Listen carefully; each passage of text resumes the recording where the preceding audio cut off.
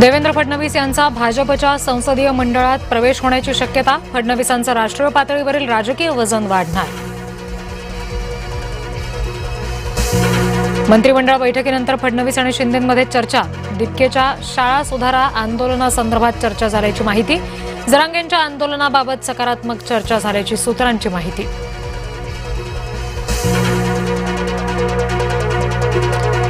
शेतकरी कर्जमाफीचा दुसरा हप्ता जमा. मंत्रिमंडळ बैठकीत मुख्यमंत्र्यांकडून निधी वितरित. दुसऱ्या टप्प्यात 6 लाखापेक्षा अधिक शेतकऱ्यांना लाभ. एकनाथ शिंदे यांची शिवसेनाही करणार जेनझींवर फोकस. खासदार श्रीकांत शिंदे मंगळवारी जेनझींशी संवाद साधणार. आरएसएसच्या होमग्राऊंडवर छात्रों की गूंज होणार. सप्टेंबर महिन्यात नागपुरात कार्यक्रमाचं आयोजन. खासदार राहुल गांधी विद्यार्थ्यांशी थेट संवाद साधणार. जरांगे 29 ऑगस्टच्या आंदोलनावर ठाम. विखे पाटील, लाड, देसाई यांच्याकडून जरांगेंच्या मनधरणीचे प्रयत्नही विफल. 1 सप्टेंबरला ओबीसींचा मुंबईत मोर्चा. लक्ष्मण हाकेंची माहिती. सरकारनं ओबीसी आरक्षण संपवल्याचा आरोप.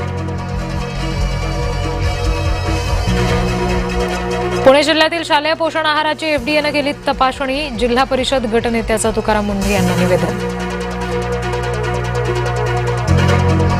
अमरावती जिल्हा स्त्री रुग्णालयातील आगीत 3 बालकांचा होरपळून मृत्यू. नवजात शिशु विभागात व्हेंटिलेटरमध्ये स्फोट. 36 बालकांना वाचवण्यात यश. दुर्घटनेच्या चौकशीसाठी समिती स्थापन करणार. आरोग्यमंत्री प्रकाश आंबेडकरांची माहिती. आरोग्य सचिवांच्या नेतृत्वात चौकशी समिती काम करणार. मुंबई महापालिका आयुक्त अश्विनी भिडे यांच्या विरोधात वंचितचं आंदोलन. प्रकाश आंबेडकरांना भेट नाकारल्याचा आरोप. मंत्री गिरीश महाजन यांचा एसटी बसनं प्रवास. त्र्यंबकेश्वरकडे जाणाऱ्या खासगी वाहनांना बंदी. जिल्हाधिकारी पोलीस अधीक्षक सुद्धा लालपरीनं त्र्यंबकेश्वरला. झिशान सिद्दीकी राष्ट्रवादी काँग्रेसचे मुंबई अध्यक्ष होण्याची शक्यता. पार्थ पवार यांच्या पुढाकारानं पक्ष निर्णय घेईल अशी शक्यता. झिशान सिद्दीकींच्या नेमणुकीवर ज्येष्ठ नेते नाराज असल्याची सूत्रांची माहिती.